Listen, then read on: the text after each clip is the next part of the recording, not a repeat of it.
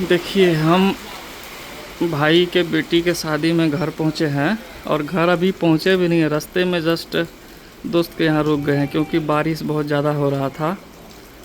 और इस माहौल में हम घर पहुंचे हैं। पटना में बारिश का तो नाम ठिकाना था नहीं, और यहाँ घर पहुंचते यहाँ भी ऐसा लगता है जैसे भादों का मौसम होता है बारिश वाला, वैसे वाला मौसम हो गया है। एकदम बारिश पे बारिश होता जा रहा है।